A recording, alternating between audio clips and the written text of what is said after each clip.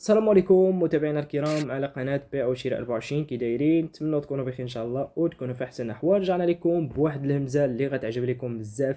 منزل كما العاده زائد الارض اللي المساحه ديالها تبارك الله 900 متر، يعني علاين 1000 متر، واللي جات قريبه من البحر، واللي الثمن ديالها كما شفتوا في الصوره والوصف غير 17 مليون لهذا الشيء كامل. 900 متر ديال الارض زائد المنزل وب 17 مليون. فبقاو معنا حتى الاخير باش نوضح لكم جميع التفاصيل حول هذه الهمزه الرائعه اللي جبنا لكم.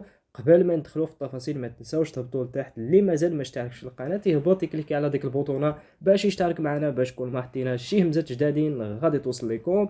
فاحنا القناه ديالنا ديال الهمزات ديال الدراوج ديال الاثمنه جد مناسبه، اللي في متناول الجميع. اليوم جبنا لكم هذا المنزل هذا اللي المساحه ديالو فيه شي 55 متر. مهم منزل خاصو شويه د لافينيسيون وداك الشيء.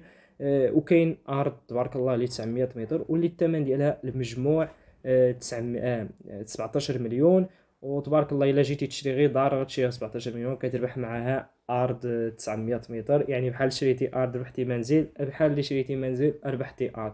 مهم فيها الربح في هذه الهمزه اللي جبنا لكم، وراه قريبه من الطريق، قريبه بكل شيء، وزائد قريبه من البحر. الناس اللي كتعجب ليهم الطبيعه فقريبه من البحر. قبل نقرب لكم من الموقع ديالها، فاحنا كنخليو جوجل مابس باش تاخذوا الفكره على البلاصه فين كتواجد، ونخليو لكم الرقم ديال صاحب المنزل غيكون في اخر الفيديو. فهي راه كتواجد في شاطئ سيدي بونعيم الولجه، واللي ما كيعرفش هذه الجهه غيشوف جوجل مابس وغيبان له كلشي اللي قريب ليها وجميع يعني كلشي.